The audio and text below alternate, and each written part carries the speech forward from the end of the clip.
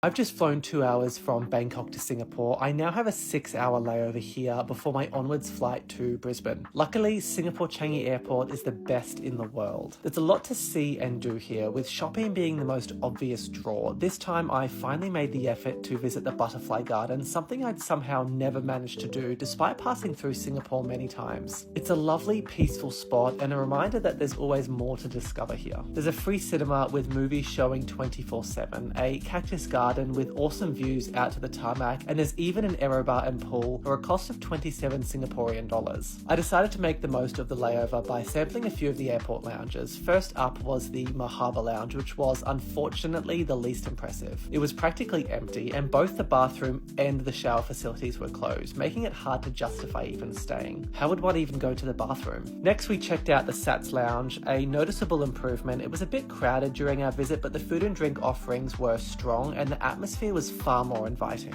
Plaza Premium was the next stop, nice enough overall, though nothing particularly memorable stood out. To break things up, we took a quick ride on the Sky Train through the Jewel. It's a short but scenic journey that's perfect for killing 10 to 15 minutes. Of course, just my luck, another train passed by right at the moment I tried to get a clear view of the waterfall. Eventually we made our way to Terminal 3 and into the Singapore Airlines Silver Chris Lounge, and it truly lived up to expectations. The space is expansive, beautifully designed, and packed with amenities. There's an elegant bar serving signature cocktails, an impressive array of food options, and excellent shower suites. Modern, spotlessly clean, and stocked with premium amenities. With about 2 hours left before boarding, we settled in and enjoyed a few cocktails. Then making our way onto this Singapore Airlines A350, our seats are once again 21 Delta and Foxtrot, the last row in the smaller business cabin. The crew welcomed us warmly and helped us get settled. By this point I was exhausted and ready just to relax. I changed straight into my BYO Qantas pajamas and prepared to get some rest. Pre-departure service included a hot towel and welcome drink. Although we were delayed slightly on the ground due to a passenger no-show, their luggage had to be located and offloaded. Although the business class menu looked great, I had pre-selected my meal using Singapore's Book the Cook service. Just after 10 PM we were pushing back and flying out of Singapore. Up in the air, the table is set for dinner right away. There was a chicken salad to start, followed by the barramundi I'd pre-ordered, which was beautiful. All washed down with a Singapore sling, because how can you not? I skipped dessert and opted for a peppermint tea instead, trying to maximize my rest. Unfortunately, the cabin was extremely warm throughout the flight. I kept waking up uncomfortably hot and sweaty, which made it difficult to sleep. After around 4 interrupted hours, I gave up and decided just to have breakfast. However, due to the turbulence during our approach into Brisbane, the crew were unable to serve any hot drinks, so no coffee. The seatbelt sign actually stayed on right the way through from when I woke up to when we landed, so I kind of had to ignore this and change my clothes in the bathroom anyway. I could hardly walk through Brisbane Airport in my Qantas pajamas. We touched down into Brisbane just after 7:20 AM.